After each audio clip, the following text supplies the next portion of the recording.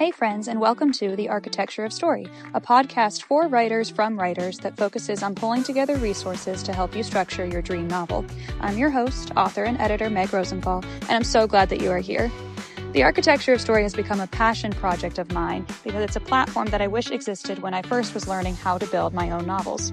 It is my hope that breaking down the architecture within stories will help make the abstract concept of writing a book slightly more tangible. So whether you are a beginning writer or an established author, I can't wait to put our architect brains together and expand on the conversation of that universal thread which ties us all together: story. Hello and welcome to The Architecture of Story. I am your host, Meg Rosenthal, and I'm so happy that you guys are here today. Today we are joined by one of my dear friends who I actually met in the equestrian community first as well. But we are here today with Rennie Dyball to talk about Show Don't Tell, which is timeless advice that us writers have probably been given since our elementary school days when we were first writing stories. But we are coming at it from the lens of doing a little bit deeper dive and really explaining what that means in terms of scene, not summary.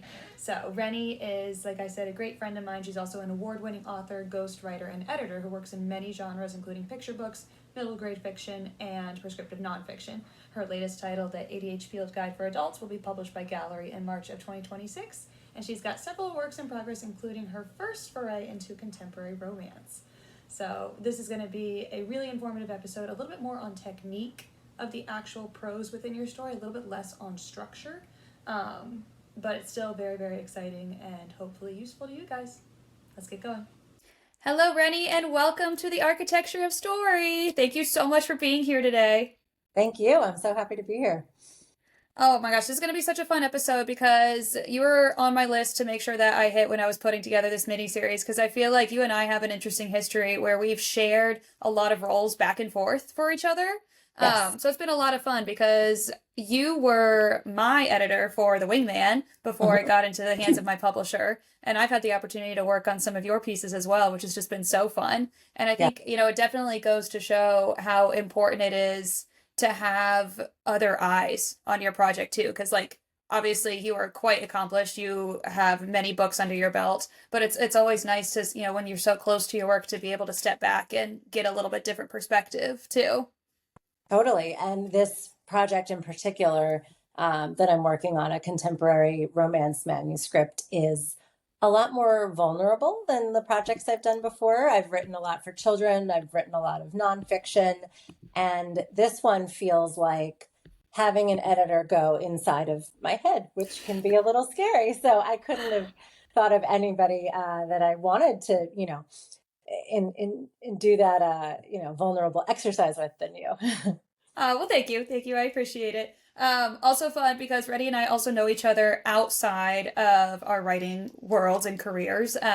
We are also horse girls. So we met through a mutual friend who runs a very esteemed horse magazine called The Plaid Horse. Dr. Piper Clem brought us together because I think originally approached Piper I've done some freelance work for her, writing some blog posts and whatnot.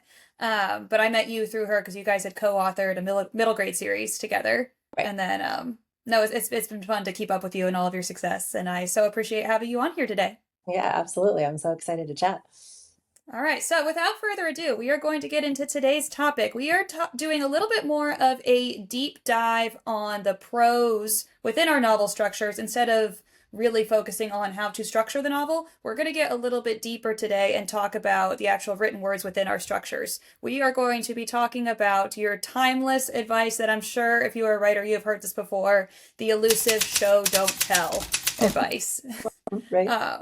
I think I've heard this advice even since I was in elementary school. You want to make sure that you are, showing your reader what's happening instead of just listing out what happens. But I'm excited today. We're going to do a little bit deeper dive on how exactly we can accomplish that.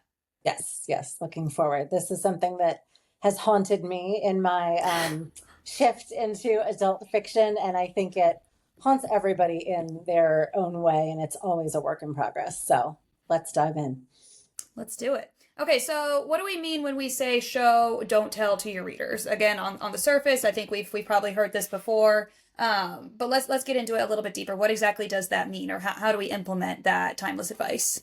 Yeah, sure. So the joy of reading a book is being able to picture whatever is going on in the story. And it's a lot harder to picture a scene, to picture characters, what they're doing, what they're engaged in, if the author is telling you what they're doing.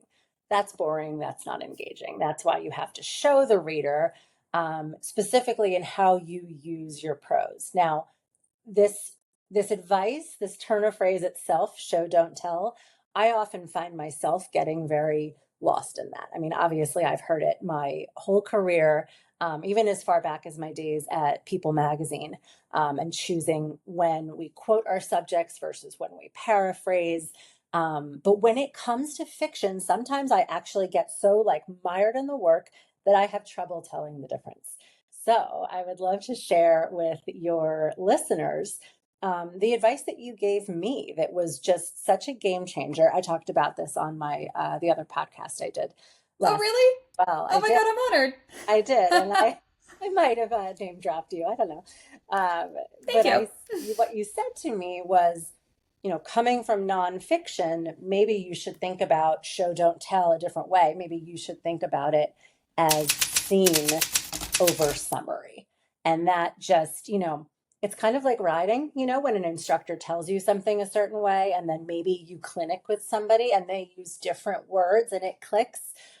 When you said scene over summary, for me, it clicked in a way that honestly show, don't tell never has. And it really, I was able to break down when I summarize and why I summarize within, a larger text. And that has helped me to say, okay, well, instead of that, I'm going to use dialogue. I'm going to show, I'm going to have a scene, even if it's a really little scene, even if the characters aren't doing anything particularly interesting, but I will find a way to weave in something that shows the reader something about, my character's motivations or maybe her personality or something. So I have it on a Post-it note on my desk. I might need to tattoo it somewhere on my body, but but that advice from you was a real game changer. Oh, thank you. Thank you. No, that means a lot. I'm so happy that that stuck with you. And I like how you kind of related it back to the horse girl vibes because I say that all the time. My mom and I coach together in our family business, and oftentimes we want the same end result, and but maybe we're coaching and saying the same thing in a different. I like to say same thing, but in a different font. And so different ways of rewording the same image makes sense to different students, makes sense to different readers and writers. So no, so cool. I'm glad that helped. So let's get into what that means because I totally agree that like the advice of show don't tell is kind of abstract. Like on one hand, I'm like, yeah, it makes sense. Show your readers. You want to picture a movie. You want to be able to like visualize the scene in your head. Show them that. But how do you do that? And that phrase is very abstract, not so concrete, versus scene and summary. That I think stuck in my head too, because I heard that in the college classroom as well. So a scene is defined as any action sequence with movement, dialogue, and or internal reflection. So your scenes are, you are quite viscerally in the middle of things, experiencing them through your narrator's eyes, alongside them. You should be very much so immersed in what's happening. That's how you are showing your reader what is happening. You are physically placing them either in the eyes of your narrator or right akin to them. Versus a summary, and there's a time and a place to use both. But a summary can essentially, in a few lines, jump time, and exactly what it says it is. You're summarizing what happened without getting into the nitty-gritty details of what they were seeing, hearing, feeling at the same time. It is a very good trick of the trade to know how to use both and when to move between both in terms of pacing. I think your most of your book should be told in scene. When you need to, I use a lot of summary, I realized, because you asked me to kind of go back and find some examples too. I was scrolling through my two books, and I usually use them in the beginning of my chapters when I need to jump time. That If you're where you are in time, and yeah. Or if you need to, if you're going from point A to point B in a car ride and the car ride isn't relevant to your story, you can summarize that in 3 sentences. The car ride was long and exhausting and I fell asleep and then woke up, we were there. That's a terrible example, but that's something that would serve the purpose of moving your characters to the new time and place where that scene actually carries weight for the story you're wanting to tell. Yep. And I have found personally, given that my current manuscript is third person, when I wrote children's fiction, which I still do, and picture books, it's always very helpful to read it out loud because I feel like I can hear what I need to edit better than I can necessarily see it on the page. So I started doing that with this manuscript. And I realized that when I'm summarizing or when I'm telling in third person, it's like I'm suddenly Morgan Freeman, like the voiceover in the movie, right? Instead of being in the characters. So reading aloud, especially if you're in third person, can be a great way to spot, by listening where you're telling versus showing. I think I want to back up. Yes, I totally agree. I want to back up and just like highlight how cool you are too. The fact that you can write such a wide range of books and genres and for different audiences. And then I'm curious where like advice like this, show don't tell, scene versus summary comes in. Like where do you need to like really pay attention to that by what age bracket of reader? Is that going to be prevalent? But can you give us like a little bit of your history too in your writing career? Because I think it's just so fascinating that you can Sure. cross all these. Yeah. Yeah. I've always known I wanted to be a writer. I mean, from the age of 6. I recently just had a conversation with my 8-year-old actually about how it's okay that she doesn't know yet what she wants to be. And she has all the time in the world to figure it out. And that I don't think most people find what they want to do as a career until much later. But I think I was, the exception to the rule. I've known since 6. I started out at People magazine where I worked for, gosh, I think ultimately 15 years. But about halfway through my career at People is when I started ghostwriting. I had written a feature story about Christian Siriano, who at the time had just won Project Runway. And Simon and Schuster came calling, I think that's who the publisher was, and said they needed a ghostwriter for him. They loved the tone and the voice in my story, and that's just what they were looking for. And was I interested? And I make a habit of saying yes to opportunities and then figuring it out later.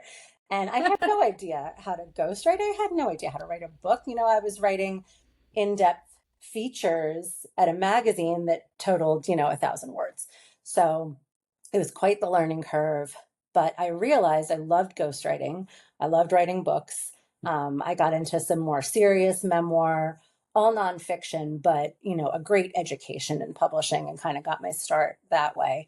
When I left People, I knew I wanted to make books my main business and was lucky enough to work on that middle grade series that you mentioned with Piper Clem. And they always say, write what you know. And that series is about a group of kids who ride and show together. So I certainly knew that, and it was just a joy to work on.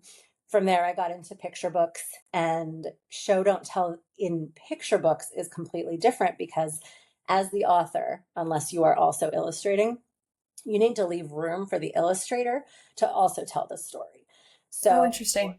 yeah, so there's really not a lot of description, exposition in a picture book if you're just writing it. It's much more about the action and the dialogue, and building a character in 500 words is a very specialized skill set that I find a lot of fun. So show don't tell there is something else entirely because you've got this whole other artist who is telling the story with you and more technically showing that story. And then most recently I started work, not even that recently, it's been at least a year now, on this contemporary romance manuscript, which is super exciting, a big challenge. But I've jumped genres and types of writing so much in my career already. So it's exciting to me and invigorating. And after 5 years at the Plaid Horse, which you mentioned as managing editor, between my collaborations and my own books, it's pretty much all books all the time for me now, along with editing, which has been so fulfilling and exciting and terrifying, but that's the territory. Yeah, no payoff without any risk. Mm-hmm. I love that. So cool. Okay, so yeah, you mentioned I love the career in the nonfiction. That's such a cool entryway, I think, into the publishing world because like a lot of the clients that I'm getting through this platform are usually first time indie authors. So and you're working primarily in fiction. So how do you think your background in nonfiction has affected your fiction writing? then? Helping, hurting, different, same? A little bit of everything, because Hmm. I think with each change in genre, you face the imposter syndrome that everybody faces. But I've done it so many times now, from magazine to nonfiction to middle grade to picture books and now fiction. Imposter syndrome, like, she's my office mate. Like, she's just with me all the time, and I've sort of learned to accept her. I Um, love that. so I think doing a lot of nonfiction has made me braver to try something else. And also collaborating with so many different authors on everything from memoir to prescription nonfiction. It's like I've gotten to stretch my legs in different directions. And so this is just a new direction. I think the biggest benefit is everything I learned about the publishing industry, more Hmm. so than the craft. I think Okay. writing fiction and writing nonfiction are two very different skill sets. Memoir, a little bit notwithstanding, more like a prescriptive nonfiction versus a novel, Hmm. apples and oranges. But I've learned so much about publishing along the way that only helps. Okay, interesting. No, I really like that. Um, and then how about your work as an editor as well? So you've done a lot of freelance work too. How do you think that has helped your craft? Because we're going to get back into the conversation about show don't tell. Yeah. But I'm curious what trends that you see in your clients, does that affect how you look at your own writing? Hmm. Yeah, I think, we keep going to these like tried and true cliches that come up in writing, but everyone says that to be a good writer, you have to be a good reader. And while I Hmm. certainly read for pleasure as much as I can, I also consider editing to be part of the reading that I do. And much like with horses, I think reading manuscripts or parts of manuscripts that work and reading parts that don't are equally helpful. Hmm. You read something that, like, a chunk of prose that you just want to like pause and savor, like, to me that's the best. So when I see that with my clients, that excites me and lights me up for my own work. And when something doesn't work, it really, I love to help my client, and I also tend to help myself because I'm able to break it down without being so close to it and figure out why something is not working. And I'm able to, then transfer that to myself. Funny enough, as hard as it can be to see in your own writing where you're telling, not showing, it's a whole lot easier when it's somebody else, to just highlight that in the manuscript and say, show me this. Yeah. Like, I hear what you're saying and I'm interested, but I want to see it. I don't want to just hear it from you. Yeah. All right, perfect. That brings us into how do we do that? So if you were my editor, which you were, and I was in the hot seat, and you would point out something to me like this, what are some tools that us as writers then can pull from to accomplish this feat? First thing that comes to my mind is sensory details. Again, we talked about this briefly. Sensory details are good for really grounding your reader. Again, putting them right alongside your characters so they're experiencing the exact same things. Great for pacing. The more words and the more images that your reader has to digest, the slower that scene feels.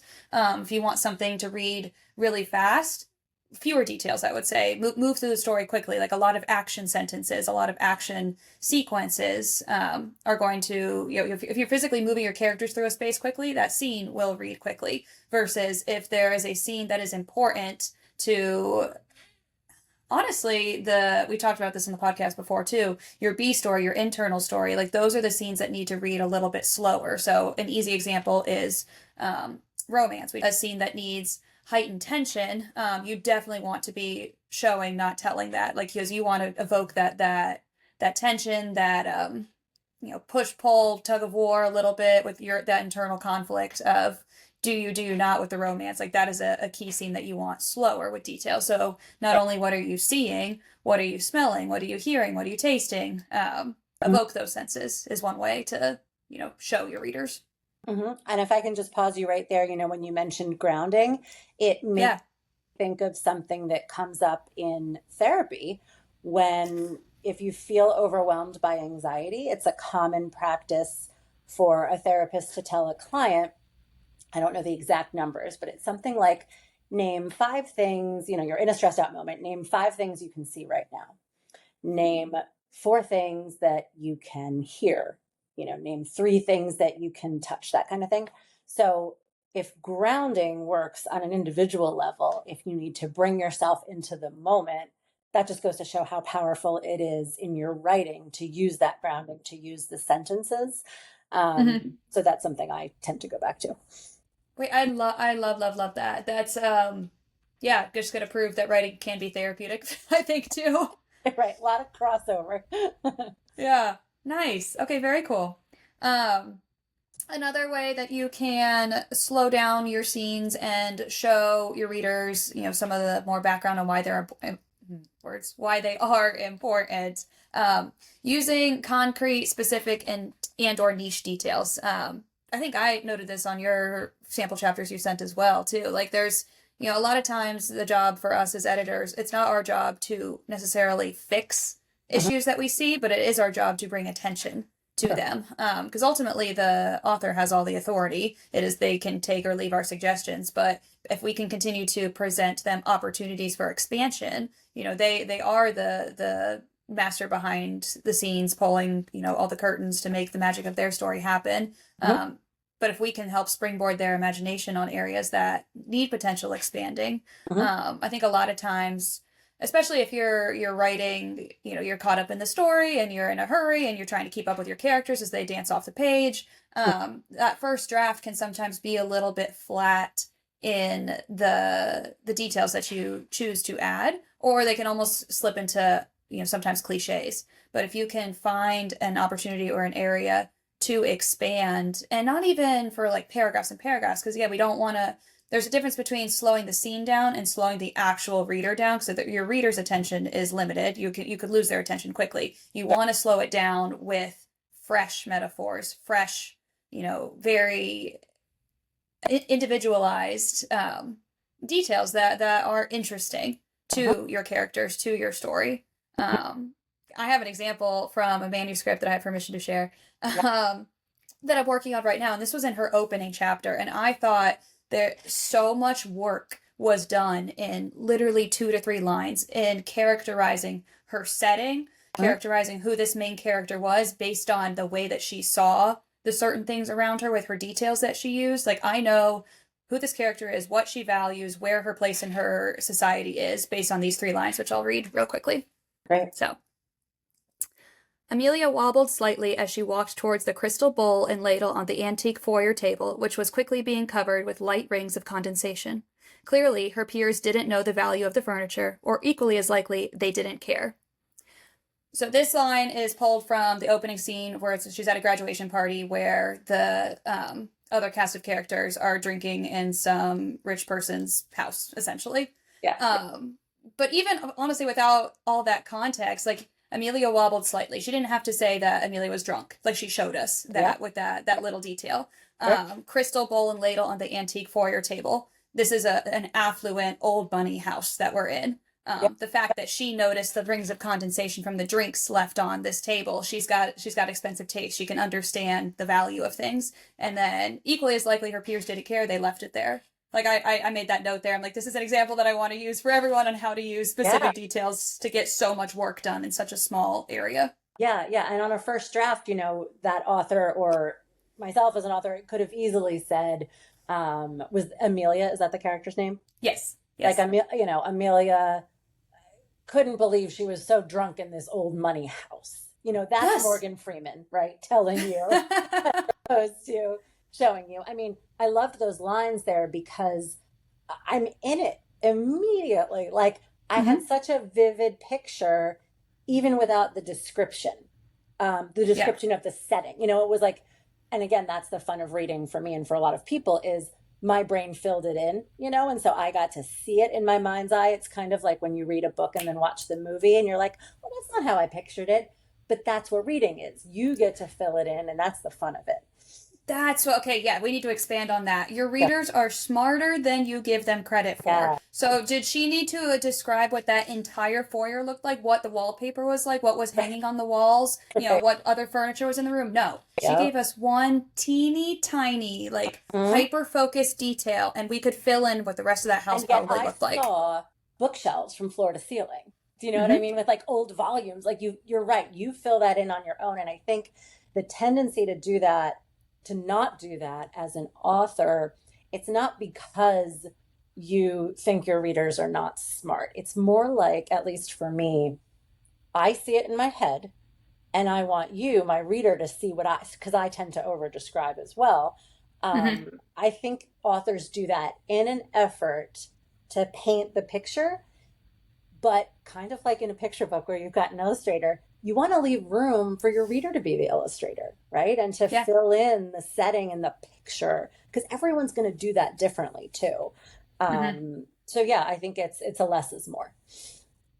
Yeah, less is more, but keep it as specific as you can. And Of that's course. a lesson that I got from writing poetry. Because, like, Mhm. personally, my I had to write poetry in my undergrad too for part of my creative writing degree. And I got in trouble a lot because my poems were very like uh, wordy, and I liked language. I liked the way that language sounded. So sometimes Right. I like that. I can appreciate that in prose writing too. Like, I like paragraphs and sections of prose that are supposed to make you feel, I don't know, like it's like you're in a, feel like you're out of a music video, almost like feel slightly elevated. Use language that sounds pretty together, but in a poem itself, it's not just about how they sound, like it's about the meaning. And so I was taught that poems needed to be concrete, specific, like a metaphor. They had to like something very narrow. And I think that lesson applies to, what does it mean to show not tell? Absolutely. And can I take you on a very quick tangent? Because Please, that's the best part about this podcast. We go into so many different tangents, and I learned so many things, and I'm you hoping might get everyone's learning so lost, many things. but we'll find Yeah, our way let's go. back. Let's go. No, I just had an industry insight that I wanted to add because I'm sure a lot of your Even listeners, better. Yes. I'm sure a lot of your listeners are unpublished, newly published, thinking about the different publishing paths. And you said Yep. something interesting before about, our work as freelance editors. It's not that we're going to quote unquote fix what's wrong, but we're going to bring attention to what's not working and leave it Mm-hmm. to the architect, leave it to the author to make those changes. And I just wanted to point out, having worked extensively in both traditional publishing and indie publishing, that there's a misconception that in traditional publishing, you're going to lose control of your story, your characters, what you've put into the book. And I think that sometimes people think that in traditional publishing, that the editor is going to take your work and they're going to put their stamp on it. And I have actually never found that. There are obviously upsides and downsides to traditional publishing. That's probably a whole other episode of this podcast. But I just wanted Yep. to say that in my experience of, gosh, probably 15 titles. I have never seen an editor with my work or with my co-authors ever go in and say, actually, you say it like this, or this character should do this instead. It's it's never telling. It's never telling the author what to do, but Yep. rather showing, this doesn't work. What do you think you can do with this? So, FYI for newer authors, what have you. Um, that freedom as an author is something that I think you do hold on to in traditional publishing. Your cover, maybe not so much. There's trade-offs, but as far as the editing goes, I don't think that's so different across the different publishing channels.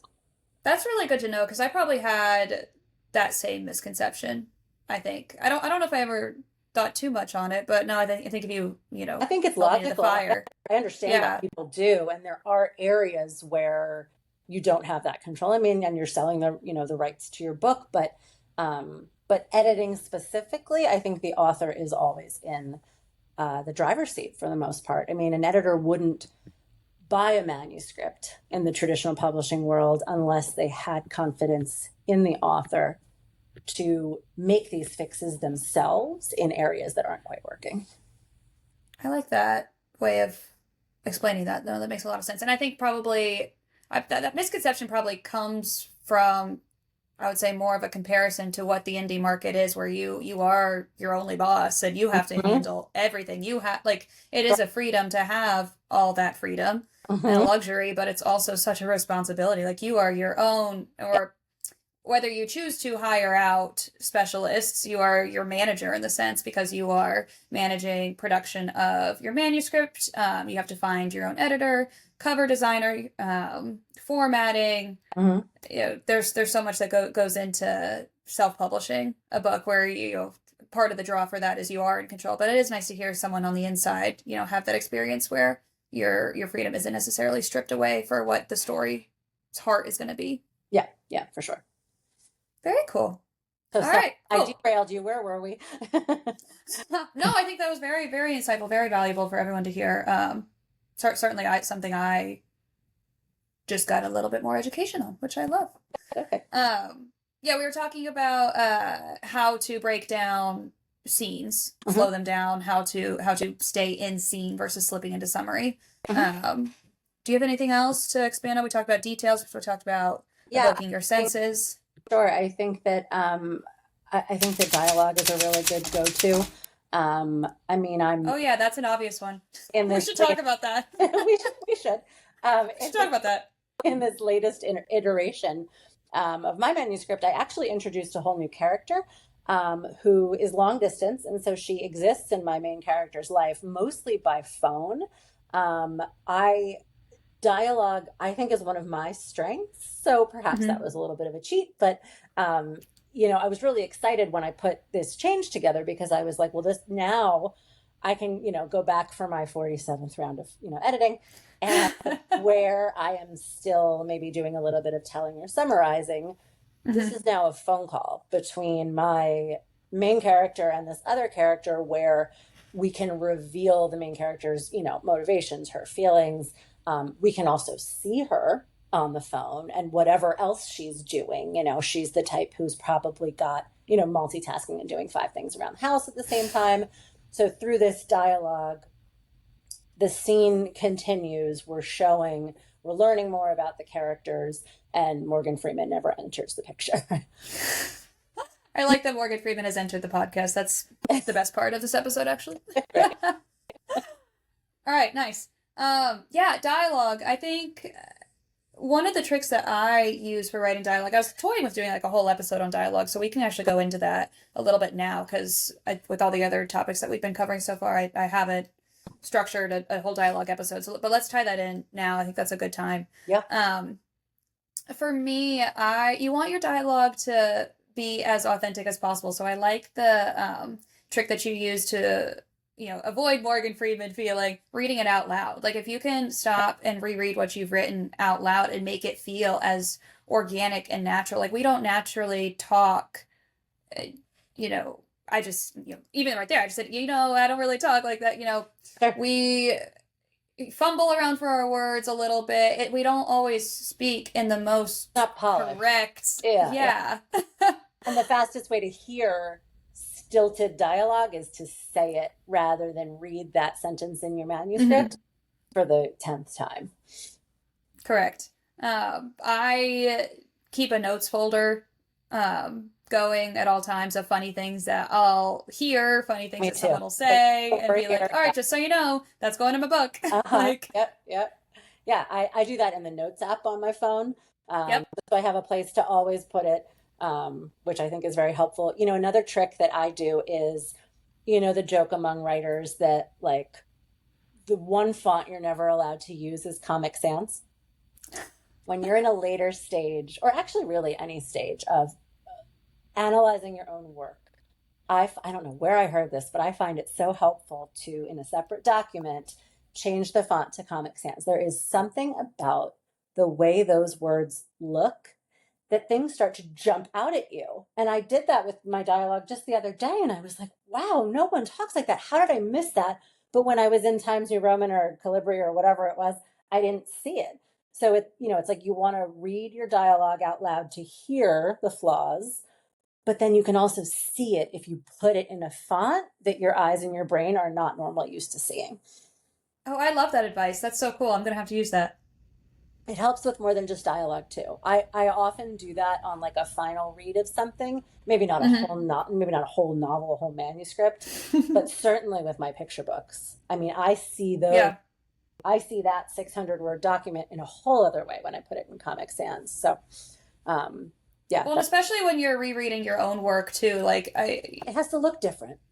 yeah, like I brought props. This one. I read this book. This is my first book, my debut. I read this so many times, and I remember going through like that final read through, and I was just so over it because I had Mhm. had you look at it. I had had friends and family, and I was proud. I was like shouting from the rooftops, "I wrote a book! Everyone read it!" And like I got feedback, and so I'd go back and tweak things according to the feedback. This was even before I had my contract with the publisher. So then I got my contract with the publisher, and we're diving back in. We're doing 3 rounds of developmental edits again. We're doing 3 rounds of copy edits, and then the final proofread. And then at that point, I felt so close to the story that I had memorized essentially certain chunks, and it was very hard to like slow down my eye and be like, no, I need to like pay attention to each individual letter word at this point. I'm like, I know what happens. I want to keep reading. Yeah. But the font changing is, I think, a really good trick for that. Yeah, for sure. And also, I think that I always tell my clients when I'm co-authoring or ghostwriting a book that when you start to hate your own manuscript, that's when you're done. That's when it's time Yep. to step away. And I've never had someone in those later stages of editing, excuse me, with a publisher or self-publishing, I have never had someone say, "Gosh, I love this book." Like, if you still love your work in those end stages, you haven't read it enough. You might love I it can later. sympathize. You I might love it understand later. spiritually with that Yeah, one. I have not read the right word since it was published. Haven't touched it. I bet you'd like Um, it more now if you were to read. Probably. Distance always helps, and that's a good point we should note too, like especially for the whole book too, but probably with your dialogue scenes Mhm. as well. Taking a little step back and Yeah, laughing at your own jokes. You're gonna feel like they're funny if you just wrote them, but if you take a little bit of a step back and then you yeah, can return to them and still think that that banter and that wit is there. yes. And Excellent. it can be really hard when you've got your momentum going and the creative juices are flowing. The last thing you want to do is stop. But Yeah. it can be one of the most valuable things. Even, I mean, I usually say a week, but even if it's several days of just not looking at it, you Yeah. come back and it's fresher and you see it in a new light. Before we get back on track for what we were actually talking about, I actually love that we've taken this side quest to talk about dialogue. We might just retitle the whole episode for this too. That works too. Um, let's talk about dialogue tags for a second. Oh, yeah. Um, yeah. You correct me if I'm wrong.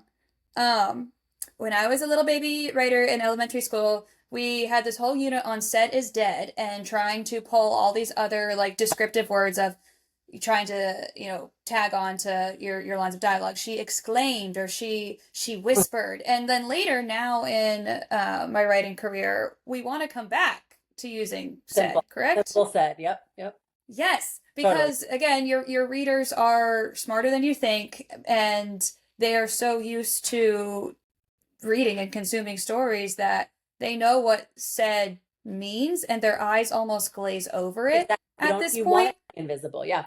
Exactly. Like you want the actual text of what they are saying to be what stays within the readers. And kind of like I like that image that you use too about leaving room for the illustrator, leaving room for interpretation. Like I think if you say, "Oh God, let's come up with a line of dialogue right now. There's somebody in the bushes over there," she exclaimed.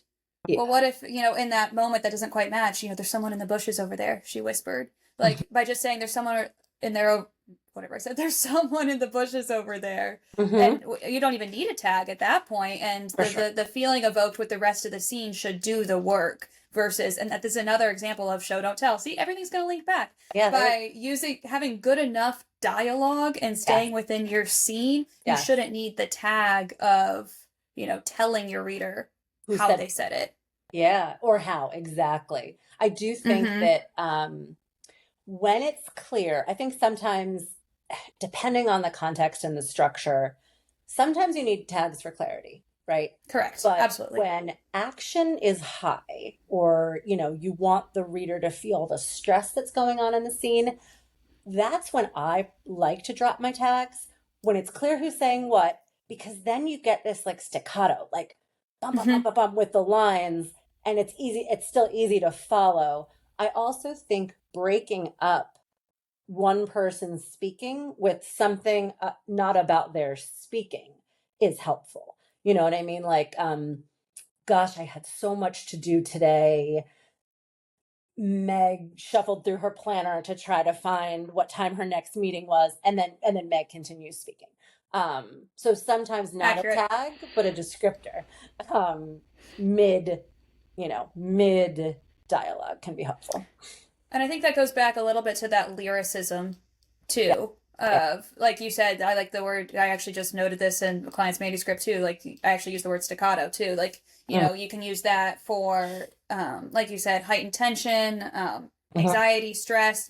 Going back and forth if things are happening quickly. You want to speed up how the scene's reading. Drop the tags. Oftentimes too with witty and funny scenes with Yeah, banter yeah. going back and forth. Stakes Flirting. don't need to Yeah. be, yeah, flirting. Drop the tags. Yep. Again, because your reader's smart enough, you want to show them, um, yeah, really, really put them in that scene and be feeling, the playfulness. Hmm. Don't slow that down with, he joked or Yep. he I also, laughed. Like, yeah. I also think that this is one area, tags are one area that there's more freedom than others. So showing versus telling in general, there's not a lot of wiggle room there, right? Like there are times where you can tell, but for the most part, you want to show your reader. With tags, I feel like depending on what book I'm reading, I think authors do it all sorts of ways. And so there's room there to do it well the way you like to do it or mixing it up throughout your story. But I see more variation there than in other things that we've discussed. mhm. I think that ties into what voice you want your story to Yeah. have, like what your voice is as a writer and what the tone of the story needs to Yes. be can Yeah, be echoed in how you use your dialogue and their tags. for sure. I think exclaimed is never okay. But other than that, I think you're right. I think it comes down to voice and tone. Yeah. Very cool. All right, that's a lot about showing. Nope, that's yeah, no, that's a lot about showing, and that's a lot about scene. Yeah, Um, do we need to slip into summary a little bit? Talk about summary because we basically vilified summary. Don't ever do it, but there is a time and place for it. sure. Um, And that's exactly what like you said when I got a little hyper fixated on where I was summarizing and would note to you in our Google Doc, like, oh, I know I'm summarizing. I shouldn't. And you were like, no, it's okay here because you have to catch your reader up on a little bit of context. yes, And I think you use the phrase, there's a time and a place. yeah, there's a time and a place for it, and I like it as a transition piece. Yep. Like if you can think of okay, so show don't tell, stay in scene as much as you can, but your scenes can't be so abrupt, Yeah. where you're just jerked out of one, setting and plopped into another without any, like you just said, context. Like so summarizing in 3 to 4 lines or 1 to 2 paragraphs even to join or give that reader that missing link of what happened between those two scenes. Mhm. I think there is a time and a place for an abrupt shift, Yeah. but Yeah. oftentimes your scenes are linked together by a summary. Yeah. Summary as connective tissue, I think. Yeah, I like that. I've been joking around so far with the pod episodes. Put that on a motivational poster. That's gonna be ours. I like that. Very fun. Um, all right. Do we have an example of a summary? You want to give us an example of a summary? Do you have one handy? um, I can summarize one. I don't have it in front of me. On brand. One seemingly little place that you pointed out very early in my manuscript that again helped me just see it was I was going from kind of like the internal monologue of the character, and then I wanted to put her in a scene upstairs. And so I had to move from point A to point B and explain what was happening with her kid in the scene. And so I very quickly summarized that the kid got picked up for the play date and then, because I wanted to move from point A to point B.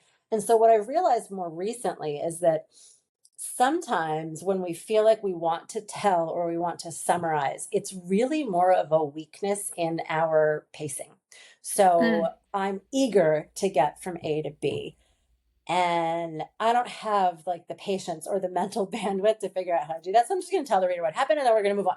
And you, at that point in the manuscript, you said, well, look, instead of telling me that the kid got picked up, like, why don't you have the mom come to the door, right? Why doesn't your main character answer the door, have a quick exchange with that character? And you said it only needs to take a line or two, right? But I was able to show something about the kid character. I was able to show something about the mom character.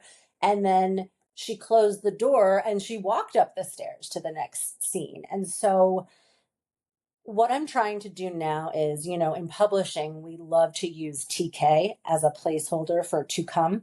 Mm. So I love to throw that in there when I feel the urge to summarize or to tell, but I'm eager to get to point B, so I don't want to do it right now. So I'll say Oh, I TK like that. mini scene, That's a like good write trick it to later, have. or sometimes I do it in all caps to catch my own attention. And I'll Hmm. go back later and I'll figure out what's the connective tissue between A and B that's not a summary. And I'm going to back you up a little bit there too, because again, there's a time and a place for said summary. And the reason that I pointed that scene out of, like, yes, okay, and you and your writer's perspective, you wanted to just to move her. Mm-hmm. You absolutely could have just moved her, but the fact that you, in this couple line summary that you originally had, Mm-hmm. you mentioned the kid getting picked up and you mentioned the character. Mm-hmm. By mentioning the new character we hadn't seen, I Right. think my question to you was, well, why did we even mention her if we're not going to But expand on her? yeah. Because you mentioned her, she deserves a little bit of an expansion. Right, right. But you're right. The other way to go there would have been to make To it omit a her. tighter, cleaner, summary connective tissue without naming new people.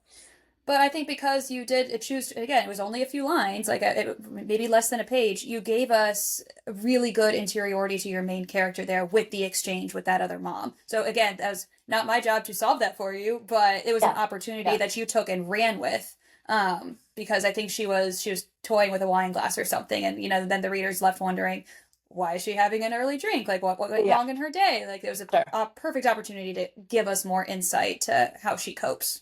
For sure. And the kids come clamoring down the stairs, and I don't remember how I did it, but I wanted to give the reader a sense that this is a small house. A lot of this early setup is showing the reader that this character does not live in this rich elite world that she's sort of trying to make her way into.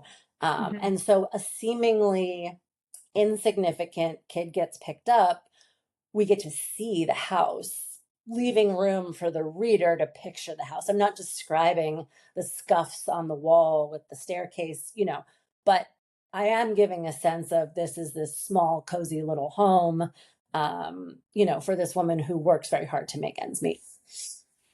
All right, cool. So I'll give everyone just a quick example, real quick. We just explained how you would choose to, if you're slipping into writing and summary, how you would choose to either mark it to come back to that later to, if you want, see the opportunity to expand into scene to give your reader more context. But if, again, a time and place for summary, I pulled a quick example to, from the book. I lied. I actually did have to go back and skim a few chapters to pull an example from my debut of how I found myself using summaries, again, that connective tissue to jump time, but they physically came, at least in the beginning of the novel, before we were really into the action. They came in the beginning of my chapters as I was moving my Yeah, characters through their scenes. I think I remember that. Nice. Stuck with you. Yeah. So I have not read this aloud and I can't even tell you how long. Maybe ever. Maybe I should have taken your advice, but we're going to do this together. Beginning of chapter 5. Gonna be Okay. Again, quick premise for my debut. It is about two college students that are partnered together to write a love story for a contest. They are in college and they had just gone to their first planning session at the local coffee house, and now they're coming back to campus and getting ready to go to the classroom. So we had to jump a lot of time moving from that coffee date where they were planning literally into class the next night. So it's over 12 hours Yes. that we had to summarize. So the beginning of chapter 5 is, we didn't get any further than adding a setting and basic scenario for our story that afternoon. When I left the house, letting Matt get a healthy head start so I didn't have to converse in the parking deck when we returned to campus, I prayed that we had enough material to pitch the fragments of our ideas to class on Monday night. When pitch night rolled around after my weekend spent mostly in bed reading, Pollard had arranged the desks in a circle so we would all be facing one another. The inquisitive faces of the other students were a bit more intimidating than the backs of their heads from my usual seat in the rear of the classroom. You ready for your pitch? Spencer asked as he leaned toward me.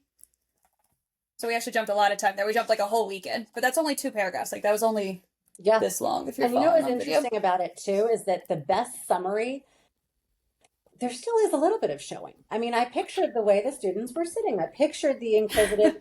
Do you know what I mean? And the way that you segued from the summary to the scene, it was seamless. So, and then to your point, using the dialogue to ground us again. Exactly. So immediately they're talking. Immediately something's happening. Yeah. We moved from I guess in the afternoon. Again, haven't read my book in a while. They had a coffee date. The whole weekend was summarized, and we're led into, used a detail. This is how the chairs are arranged. Boom, we're in scene. They're talking again. Yep, love it. And because we're getting close to wrapping up, and because you told me you love a tangent, which you may come to regret, I really want to share this with you and with everyone listening, because I just thought it was the best advice, and it's something that I've implemented lately. You know how you often hear about writing rituals, a time of day that you like to write, a particular chair, a particular beverage. I'm sitting in my office right now, like this is my usual spot. I'm pretty sure it was the author and agent, Kate McKeon, who talked about, you want to build a flexibility and a pliability in your author brain. So her advice, while these writing rituals are great, her advice is to get into the habit of taking your laptop with you wherever and sitting down somewhere that is not your, preferred comfortable at your desk spot, maybe with your monitor or whatever. And, dashing off a couple of paragraphs, or, something comes to you when you're driving. That's when I get all of my ideas. And as soon as you get where you're going, having the laptop there, if you can do it on your phone, more power to you, but I can't. But not while driving. Of course not. Although I have voice texted myself with Siri without ever looking at the phone if something really important pops in. But just the idea of having your writing utensil with you in so many different settings, because what that trains your brain to do is, I can be creative and I can dash off a scene or some dialogue or whatever the case may be within a work in progress anywhere. Because I think the downside to these writing rituals is you start to feel like, well, I'm not at my desk, so I can't write. Or it's not the time of day where I feel creative, so I can't write in this time of day. So I just thought that was excellent advice. I've incorporated it myself. And it's really gone a long way. I've taken it to the point that I bring my laptop into the living room when my kids are watching TV at night, and I tune them out, and I just try to get a little more, writing or editing done. And I just think you're a whole lot more productive that way. And that flexibility can only help. Well, and I think it's a good exercise too to stay in the story mindset, because especially a lot of us writers work day jobs too. Your job, whole jobs. You've got a lot of different jobs that are all bookish. Right. But a lot of us have day jobs that aren't in a creative space, and so I think I like that advice, and I think just knowing that you have that safety blanket of your words close to you, it's going to tempt you to keep one part of your mind rooted in that story world, and keep brainstorming, keep the notes folder out. That's a great way of I like that a lot. Very cool. Awesome. Well, Rennie, thank you so much for joining us here today. I feel like this episode was very insightful. We went on, I love all the tangents that we went on, because I think everything was super valuable to hopefully the listeners. And I appreciate you. I appreciate you working on my books. I appreciate the opportunities for I can read yours. Very fun. So thank you. We'll sign off now, and you and I can keep chatting, but thanks again. Appreciate it. Absolutely. All right, bye. My brain just stopped. This chunk will be edited out later. Where are we going next? That's what. Hold, please. I'm pulling up the Google Doc. This is what happens though when we work as hard as we do at 8 jobs. by 6:30 p.m. Like there's